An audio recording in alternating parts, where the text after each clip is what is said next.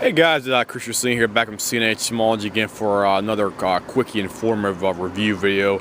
This one will be specifically made for Honda lawnmowers, and what I have in front of me right now is a Honda 3-in-1 conversion machine here. This is the one with the twin blade advantage on here. This is actually one of the newer machines they have in the market out here, and I'll give you a side view of the actual knob they have on one side over here. This is the bag and mulch one right here, specifically right here for that. And I'll also give you the shot of the actual model number as well too for the machine. It's a HRR series. It's an HR2169VKA with the DB at the far right side, and the serial number with a MZCG-87 designation for that one right there. And the reason I'm talking about this one here specifically was because a customer brought over here. It'd been running absolutely perfect for them, and all of a sudden I think they loaned to a friend, and the machine would not start after the machine was brought back from the friend. And unfortunately, sometimes people loan stuff out and the machine does not come back the way it's supposed to be. And because of that fact, they want to, try to blame the friend and stuff like that. But the friend was not the cause of the specific problem. The actual problem was the actual coil itself right here. The one thing I do need to tell people about specifically, this is almost like a warning video.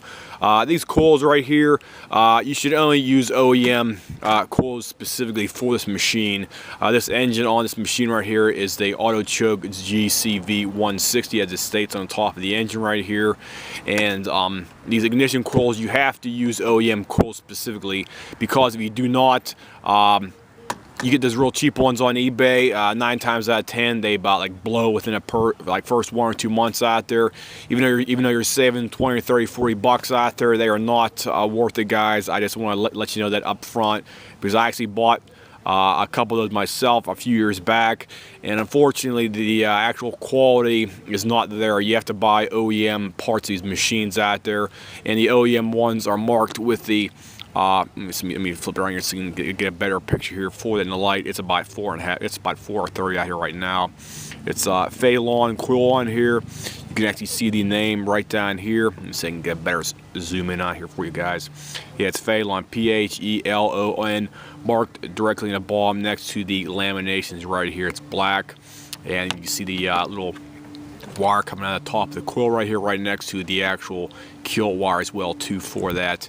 And the reason why you have to use OEM parts is because, as I stated before, the aftermarket ones do not hold up in the long run. So please do not cheap out if you're doing your own equipment service and repairs out there, because coils, the problem with coils is they're solid state. All the electronics are encapsulated in a resin in the actual middle portion of the coil, and you cannot take them apart. You cannot rebuild them as you could with older electrical ignition systems, like if you had points and stuff like that in your older trackers at home, and some of the earlier chainsaws from the 70s and early 80s out there. These ones, you simply take the coil off, you put a new coil on there, and basically you're done with the job right there for that. And typically the Honda coils, these coils, one right for this machine, they're about 55 bucks plus shipping and handling and tax. That's typical MSRP retail price if someone were to buy the parts directly from us. But since if you're a Honda distributor, dealer, or if you have a business EIN number and you can make an account with Honda right there for that, you can get the price to be a bit lower than that right there for that. Plus, you also get a better warranty as well too when you buy OEM parts out there. If you buy knockoff parts from eBay, sometimes they sell Chinese ones. They're from the Chinese mainland. It might take 2 to 3 months to get to your place. Or if you have a distributor in California, might send them out from California to your place, even though they're Chinese source parts. The quality is, like I said before, it's not there, guys. I'm sorry, but the quality will not hold up as good as an OEM Honda part right there specifically.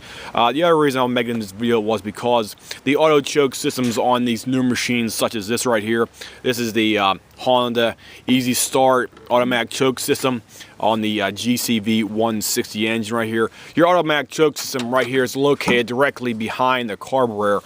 You have a black box right here, and on that black box it has inside of it called piston with a actual cylinder down inside there, and what that piston does is it pushes against an actual, you have an obelisk shaped piece right here. It has resin wax down inside it, and it's situated directly right here where my one finger is at. It's actually attached to the inside of the block. You have a little square hole that goes in there maybe about an inch in there, and you have a little obelisk that's pushed inside there as well too.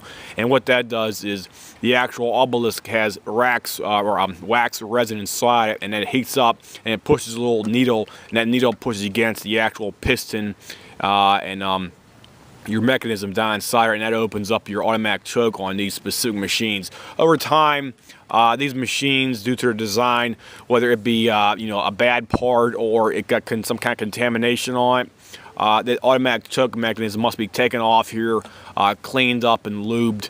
Specifically, what I do over here is I take the whole carburetor off, replace the intake gaskets, clean up the whole air box, intake system. Want to replace all new intake gaskets, all the intake gaskets for the air box itself, the actual auto choke mechanism, plus the intake gaskets behind it as well too. Plus, I soak the automatic choke mechanism in a vibra tank. It's a Jaws ultrasonic vibra tank, and I take it out, blow it out with some hot air, and I put a little bit of aerocryl on the moving components there, and then I blow that stuff off, and it has like a real thin or mild layer on the actual moving parts, and that's basically what I do when I do the typical cleaning up and putting it back on a machine for that specifically. And I never had a job come back for that specific cleaning method right there yet.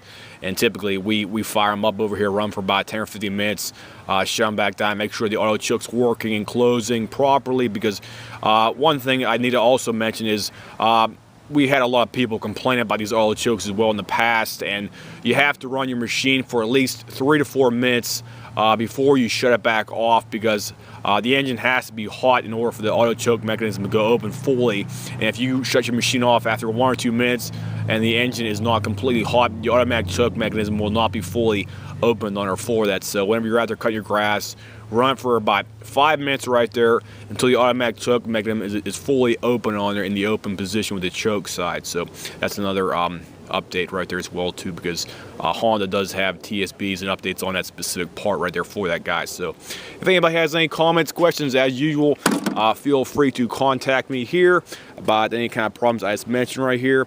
I'll go ahead and fire up this machine as well too for you guys, because I failed to do that yet. So I fire it up here for you guys as usual. I'm gonna give my one hand here. Hold on, guys.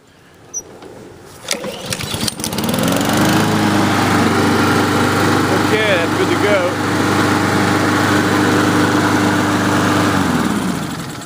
And that's how it should start if the automatic choke mechanism is working perfectly fine and the ignition coil is working perfectly fine as well too, guys. So one other thing I do recommend is anytime you have a machine that might be hard starting, it's a non-carburetor related issue, I recommend putting in the hottest spark plug you can, a BPR 4ES as opposed to BPR 5 or 6 or 7. Put a BPR 4ES in there in place of the other two I just mentioned, and also use full synthetic Mobil 1 extended performance oil, because that's what I personally use, and use my own machine, my Honda HRC machine, and it's been lasting for the past 10 years perfectly fine. No knocking, hard starting, anything else like that for that, guys. So anybody has any comments, questions, as usual, just drop me a line here on my page, and I'll try to answer any basic questions within 24 to 48 hours. I'll see you guys. Have a nice day.